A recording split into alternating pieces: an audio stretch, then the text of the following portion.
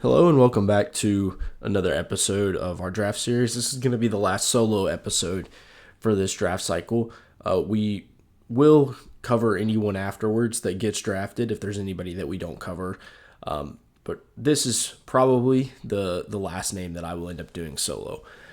Today we're going to be talking about Seth Henigan, who is a four-year starter from the University of Memphis.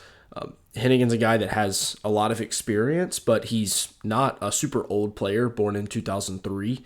So a guy that I think teams are interested in that has put a lot on tape to this point, but is still not as old as a lot of the other quarterbacks in this draft. He also has prototypical size. He's 6'3", 215. So he's a guy that you can pretty easily see why teams view him as a mid to late round potential guy in this draft. Henigan is a fairly typical late round prospect in that he's got solid processing. You see at times he throws with very good touch. You see he's got good size. He can sometimes use his physicality to his advantage, and when he has time to step into throws and has a clean pocket, he delivers a pretty accurate ball, especially downfield. I think he does a good job of when he has the chance to put arc on throws and drop it in the bucket.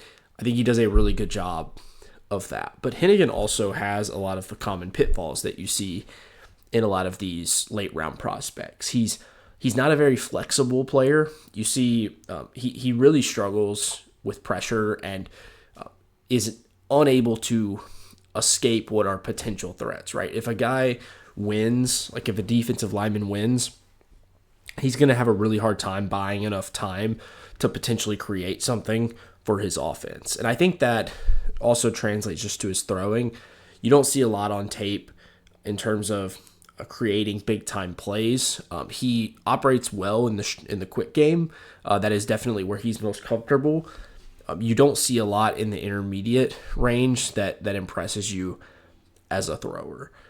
He also does not have great arm strength. I would say he does not have good arm strength. This is a guy that has a decent arm for a college player, but his arm will certainly limit him at the NFL level. You see times where he struggles to get the ball out to the sideline on any sort of like out route or hitch route on the other side of the field.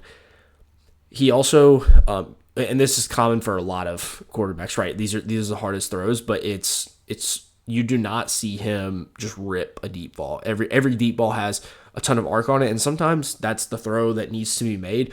Other times there's a safety closing, and that throw needs to get there early and accurately, and that's something that you do not see from Henigan. The biggest reason why, spoiler alert, I'm not a huge fan of his game is because the accuracy is just okay.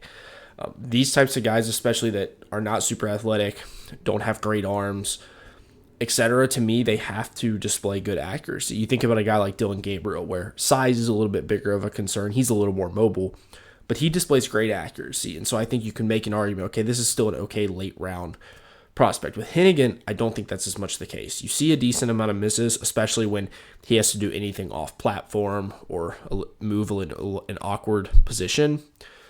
And so that is a major concern I have with him. It's not that his accuracy is bad, but for the type of player he is, that's how he has to win, and it's not a strength for him. He's not a factor in the run game. They use him some on design runs, but he is not an explosive player at all. He is pretty careful about avoiding contact, which is probably good, but it means that there's a lot of times where there's some opportunities to pick up a few extra yards that he neglects. So that is another concern. And on the processing, one final note, I don't think he sees the field very well on the move, which kind of goes back to the lack of athleticism. It's just hard to be a guy that sees the field super well when you don't have that base level of athleticism that allows you to operate smoothly on the run. So definitely some concerns with Henigan. We'll get into some clips here. I'll give my comps, and then we can conclude with the grade. So Henigan, we'll start with a clip here that I think demonstrates how he struggles to be a flexible player. You'll see here they fake the handoff. This is a little rollout play. You see teams run this all the time where they leak a guy out from the other side of the field and force these linebackers, especially here, to track this guy across the field and go out and make a play.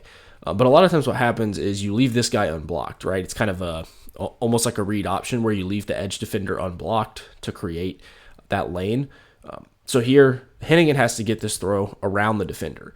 And by the time he shuffles to do that, he just does not have the arm strength to make that happen. So we'll see from the end zone angle as well. And I say arm strength, really, I'm talking about flexibility and athleticism.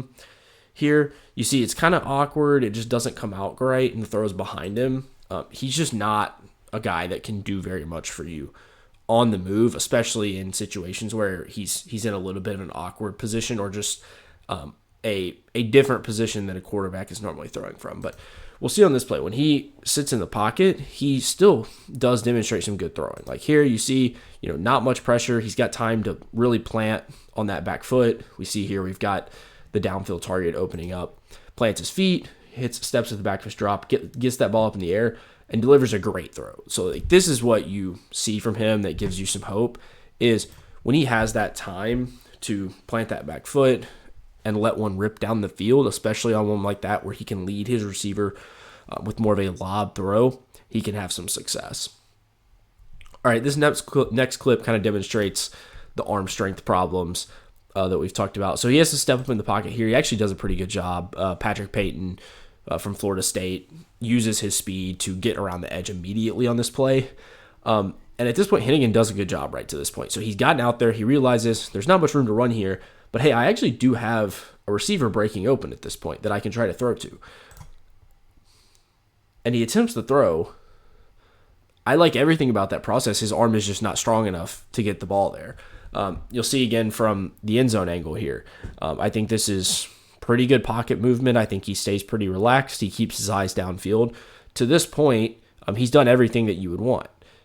But he just does not have the arm strength to get that throw down the field. Almost results in a turnover. I don't think it's a terrible decision if he had a better arm.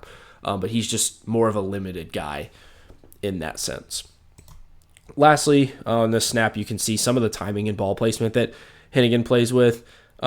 These are the types of plays, especially in the quick game, where I think he does a good job. You can see on this play, he is very patient here and understands this is going to take a minute for this picture to clear out. We're running some underneath stuff to try to clear out defenders. This is a very muddy picture at this point, and Henigan does a really good job of waiting this out and recognizing what shoulder this ball needs to be thrown on if he's going to throw this across the middle. Executes this very well, puts it on that shoulder so that the tight end has room to run after the catch. So you see kind of the ups and the downs here in this game against Florida State. He can make good decisions when he has a chance to put touch on the ball. He does a good job, but there are times where the arm strength and just the lack of flexibility really come back to bite him. So that is a little bit of the rundown and summary from the clips of Henigan. I won't spend much time on the comps for him because you could probably name a bunch of unathletic late round guys that he fits into. My best case for him, I ended up thinking about Mike White as a guy who can come in as a backup and keep you afloat. A guy that does get paid a little bit to back up for a team that wants a more safe spot. I think that's really where his upside is. I don't see much upside in Henigan's game. And as worst case, I had TJ Yates. Again, just pick your generic late round quarterback that doesn't have the traits that you really need to be a successful guy at the NFL level. So, quicker episode. Henigan is probably the prospect that intrigues me the least out of anyone we have watched so far. So with that, he is my first UDFA or undrafted free agent grade for this cycle. A guy that I definitely think deserves a chance to go into a training camp and earn a spot as maybe a third string guy and potentially develop and work his way up. But this is not somebody I would be super intrigued with targeting in the late rounds of the draft. So that's the last solo episode. Should have a couple more coming with John on Will Howard and Kyle McCord and a mock draft dropping soon. So stay tuned.